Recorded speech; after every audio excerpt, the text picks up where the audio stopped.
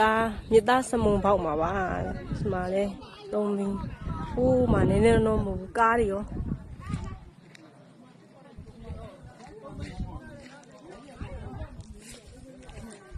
မကြည့်အောင်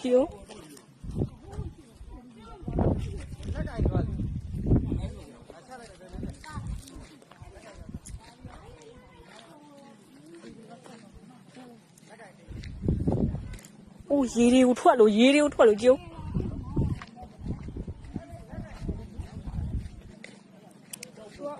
အောက်ထဲမှာရေကြီးထားတဲ့အချိန်နဲ့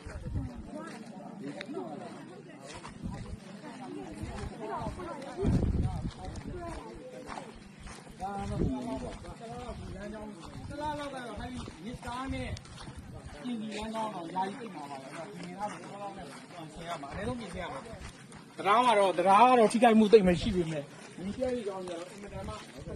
ဟိုမှာကားကြီး ဟုတ်ကဲ့ဟိုကဘယ်ဆက်သွားလို့မရတော့ ရတော့ ကူးကြမှာတော့ခင်ဗျားတို့ထုတ်ကြည့်နေအဲ့ဒါကြီး